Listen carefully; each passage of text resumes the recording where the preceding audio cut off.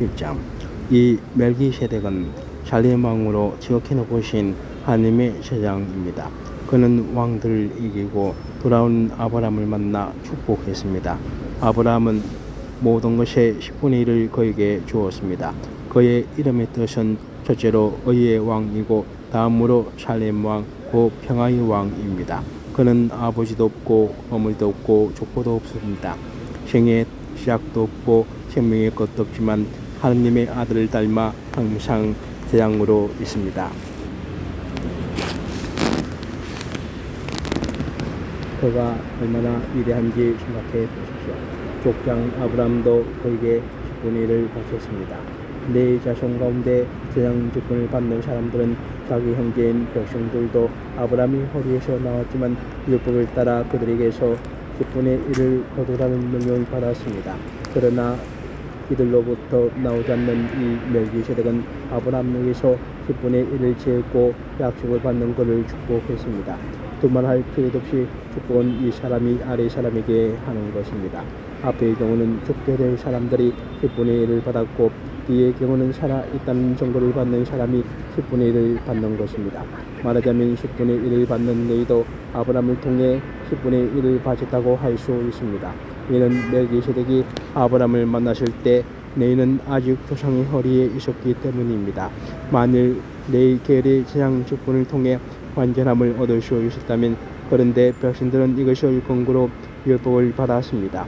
아론의 계를 따르지 않고 멜기세덱의 계를 따른 다른 한 제장을 세워야 할 필요가 있었겠습니까?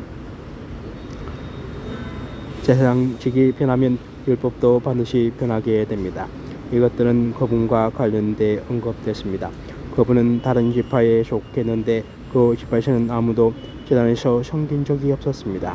우리 주께서는 유다 지파에서 나오신 것이 분명합니다. 그런데 그 지파에 관해서는 모세가 제장직과 관련해 아무것도 말한 적이 없습니다. 그리고 이 사실은 멜기세덱과 흡사한 다른 한 제장이 일어난 것을 볼 때 더 분명합니다. 그는 육체에 속한 줄에 곧 율법을 따라 제장이 되신 것이 아니라 썩지 않는 생명의 힘을 따라 되신 것입니다. 그렇기 때문에 너는 영원히 멜기세덱의 계를 따른 제장이다라고 선포됐습니다. 전에 있던 계명은 약하고 그릇이 없어 폐기됐습니다. 이는 율법이 아무것도 완전하게 할 수 없기 때문입니다. 그러므로 더 나은 소망이 들어왔고 이를 통해 우리가 하나님께 가까이 나아가는 것입니다. 예수께서는 맹세 없이 제장이 되신 것이 아닙니다.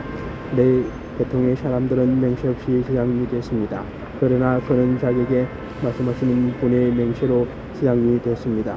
주께서 맹세하셨으니 그분은 마음을 바꾸지 않으실 것이다. 너는 영원히 제장입니다. 이와 같이 예수께서는 더 좋은 언약을 보증해 주시는 분이 되셨습니다.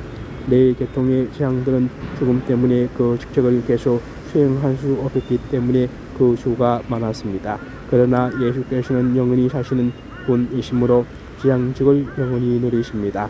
그러므로 예수께서는 자신을 통해서 하나님께 나오는 사람들을 온전히 구원하실 수 있습니다.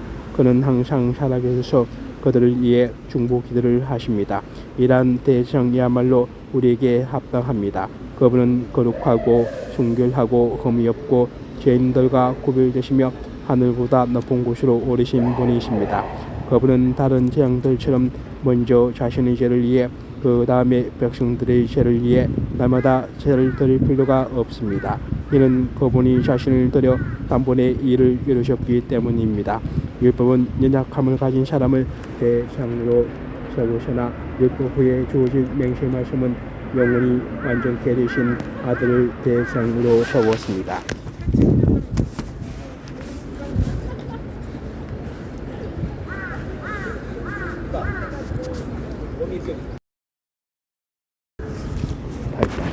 우리가 말하고자 하는 여기는 우리에게 이러한 대상이 계신다는 것입니다.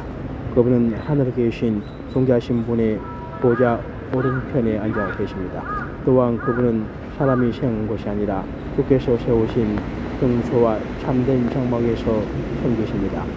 대상마다 예물과 제물을 드리기 위해 시험을 받았습니다. 그러므로 이 대상에게는 무엇인가 들 것이 있어야 합니다. 만일 그분이 세상에 계셨다면 재앙이 되지 못하셨을 것입니다. 왜냐하면 세상에는 율법을 따라 예물 드리는 사람들이기 때문입니다. 그들이 섬기는 곳은 하늘에 있는 것들의 모형이며 그림자입니다. 이것은 모세가 장막을 세우려고 할 때 지시를 받는 것과 같습니다. 말씀하시기를 산에서 내게 보여준 모형대로 모든 것을 만들라고 하셨습니다. 그러나 이제 그분은 더 뛰어난 직분을 받으셨습니다. 그분은 참으로 더 나은 약속 위에 세워진 더 나은 언약의 중보자이십니다. 만일 저 첫 언약에 흠이 없었다면 두 번째 언약을 요구할 필요가 없었을 것입니다. 하나님께서 그들에게서 허물을 발견하시고 말씀하셨습니다. 주께서 말씀하신다. 보라, 날들이 이를 것이다. 내가 이스라엘 집과 유다 집과 더불어 새 언약을 세울 것이다. 주께서 말씀하신다. 그것은 내가 그들이 조상들의 손을 잡고 이집트 땅에서 이끌어낼 때 그들과 세운 언약과 같지 않다. 그들이 내 언약 안에 머물러 있지 않았고 그래서 나도 그들을 돌보지 않았다. 주께서 말씀하신다. 이것은 그날 후에 내가 이스라엘 집과 세울 언약이다. 내가 내 율법을 그들의 생각 속에 넣어두고 그들의 마음에 새길 것이다. 나는 그들의 하나님이 되고 그들은 내 백성이 될 것이다. 그래서 그들은 각각 자기 이웃이나 자기 형제에게 결코 주를 알라고 가르치지 않을 것이다. 이는 그들 가운데 낮은 사람으로부터 높은 사람에 이르기까지 모두 나를 알 것이기 때문이다. 내가 그들의 불을 긍휼히 여기고 그들의 죄를 더 이상 기억하지 않을 것이다. 새 언약이라고 말씀하실 때 하나님께서는 첫 언약을 낡은 것으로 만드신 것입니다. 낡고 오래된 것은 곧 사라지게 됩니다.